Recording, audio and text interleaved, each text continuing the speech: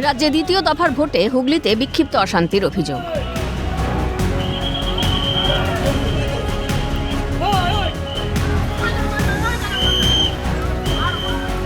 খানাকুলের রামচন্দ্রপুরে ISF ও টিএমসির হাতাহাতি। তৃণমূলের বিরুদ্ধে নকল এজেন্ট দেওয়ার অভিযোগ আইএসএফের। আইএসএফের পোলিং এজেন্টের ফর্ম নকল করে নিয়ে ভিতরে যে বসেছিল। নকল করেছে না কোথা থেকে পেয়েছে? নিয়েছে, আমাদের কর্মীদের একাধিক জায়গা থেকে ফর্ম কেটে নেওয়া হয়েছে, সেখান থেকে নিয়ে এসছে। ধরমপুর, কামদেবপুর, রামচন্দ্রপুর, জয়গৌরানন্দপুর 5টা বুথেতে সকালবেলা থেকে ফর্ম কেটে নেওয়া হয়েছে জবরদস্তি করে। সেখান থেকে কেউ ওখানে ম্যানেজ করে পাঠিয়ে দিয়েছে। সেটা কি তৃণমূল কর্মী? এরা তৃণমূল কর্মী একদম চারিদিকে যাকে জিজ্ঞেস করবেন পলাশ রায়ের ঘনিষ্ঠ, রাতের অন্ধকারে অন্য পোলিং এজেন্টদেরকে ভয় দেখিয়ে নিয়ে এসছে। আজ সকাল ভোর থেকে যেখানে যেখানে আমাদের পোলিং এজেন্টরা বেরিয়েছে ফর্ম নিয়ে, তাদের থেকে ছিনতাই করেছে। এতদিন জানতাম তৃণমূল ত্রিপল চোর, কাঁচ চোর, কয়লা চোর, বালি চোর, ফাইল চোর, এখন দেখছি এরা আপনার পোলিং এজেন্টের ফর্ম পর্যন্ত চুরি করে নিচ্ছে।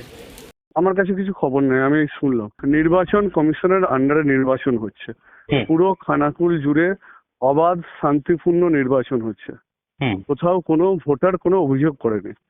আর যদি কার কোনো অভিযোগ থাকে, নির্বাচন কমিশন আছে, প্রশাসন আছেন, কেন্দ্রীয় বাহিনী আছে, ঠিক আছে, যথাযথ ব্যবস্থা সেখানে নেওয়া হবে। যে নির্বাচন কমিশনকে বলুন যে কোথাও কোনো, যদি এখন পর্যন্ত শান্তিপূর্ণ অবাধ নির্বাচন হচ্ছে, এই দুর্যোগের মধ্যেও মানুষ যেভাবে ভোট দিচ্ছে, কোথাও কোনো অপ্রীতিকর ঘটনা ঘটেনি।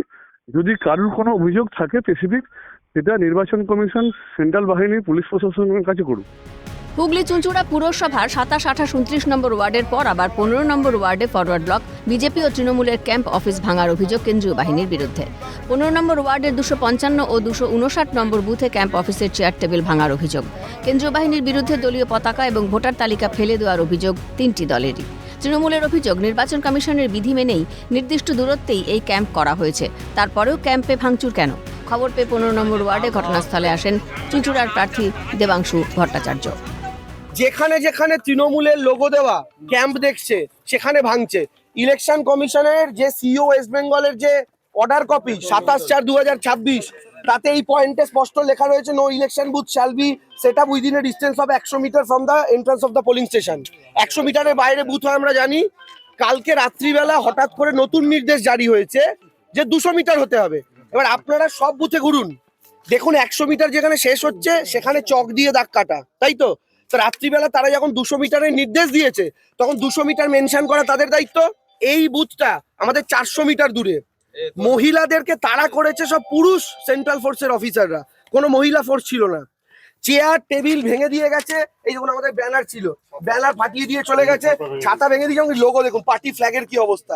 এবার আমাদের যখন ভাঙচুর করছে, পাশে বিজেপির অফিস কিন্তু বসে আছে, সেন্ট্রাল ফোর্স তাকাচ্ছে না। আমরা কখন, যখন আমরা বলছি যে তাহলে আমাদেরটা যদি ভাঙলেন, তাহলে বিজেপির লোগো একটা ভাঙলেন না কেন? আমরা 3 জন ছিলাম, ওই দিক থেকে গাড়িটা সোজা আসলো, এসে আমাদের বললো চলে যেতে। আমাদের ছেলেরা 2 জন চলে গেছে, আমি শুধু ওখানটায় ছিলাম। যেহেতু আমার হাঁটুতে ব্যথা দেখে আমি তাড়াতাড়ি উঠতে পারিনি, তাই ওনারা 2 জন নামলো। কারা? Central force. আচ্ছা। নামলো, গাড়ি থেকে নেমে আমাদের টেবিল, ওই ভোটার লিস্টটা ছিল সব ছিঁড়ে ফেললো। ছিঁড়ে ফেলে টেবিলে যা যা ছিল, জলের বোতল টোতল সমস্ত ফেলে দিল, ভেঙে ফেললো। জলের বোতলটাও কেন, কি বলছিল তারা? কিচ্ছু বলেনি আমাদের। টেবিলে বাড়ি মেরে মেরে টেবিলটাকে ভাঙলো। তখন আমি ওনাদের বললাম যে আপনারা টেবিলটা কেন ভাঙছেন, আপনাদের তো বলে আপনি বাড়ি যান। তাই আমরা বললাম আমাদের ছেলেরা চলে গেছে, আমি তো যাবোই বাড়িতে, কিন্তু আমাদের টেবিল ভাঙলেন কেন? 2-3 বার বলাতে তারপরে উঠে চলে আসে। পরপর সবার ক্যাম্প অফিসগুলো? না, সবার ক্যাম্প করেনি। বিজেপিকে জেতানোর জন্য নির্বাচন কমিশন অতি সক্রিয়। অভিযোগ, কেন্দ্রীয় বাহিনী ও পুলিশ রাতের অন্ধকারে সিঙ্গুর ব্লকের অঞ্চল সভাপতি থেকে কর্মীদের বাড়ি থেকে তুলে নিয়ে গিয়ে থানায় বসিয়ে রাখে। এমনকি আরও অভিযোগ, থানায় যাদের নামে কোনো অভিযোগই নেই তাদেরও হয়রানি করা হচ্ছে। মঙ্গলবার রাতে অঞ্চল সভাপতি শ্যামাপদ মণ্ডলকে থানায় নিয়ে এসে আটকে রাখা হয়। প্রতিবাদে মঙ্গলবার রাতেই সিঙ্গুর থানা ঘেরাও করে বিক্ষোভ তৃণমূল কংগ্রেসের। সিঙ্গুর বিধানসভা কেন্দ্রের তৃণমূল প্রার্থী বেচারাম মান্না থানার গেটের সামনে মাটিতে বসে স্লোগান, বিক্ষোভ ঘেরাও কর্মসূচি চালান। সিঙ্গুরের বুড়িগ্রাম এলাকায় এক তৃণমূল কর্মী সনৎ কুমার ধারা রাতে বাড়ির সামনে বসেছিল। অভিযোগ, কেন্দ্রীয় বাহিনী ও রাজ্য পুলিশ তাকেও বেধড়ক মারধর করে। রক্তাক্ত অবস্থায় তাকে সিঙ্গুর গ্রামীণ হাসপাতালে নিয়ে যাওয়া হয়। আহত কর্মীকে দেখতে তৃণমূল প্রার্থী বেচারাম মান্না হাসপাতালে যান। তো কাল রাত থেকেই বেছে বেছে তৃণমূল কংগ্রেস কর্মী নেতাদের পুলিশ কেন্দ্রীয় বাহিনী গিয়ে বাড়ি বাড়ি গিয়ে থ্রেট করছে এবং তাদের গ্রেপ্তার করে থানায় এনে বসিয়ে রাখা হচ্ছে এবং তাদেরকে ভয় ভীতি দেখানো হচ্ছে। যাদের নামে কোনো থানায় জিডি নেই, এফআইআর নেই, তাদেরকে তুলে এনে হয়রানি করা হচ্ছে।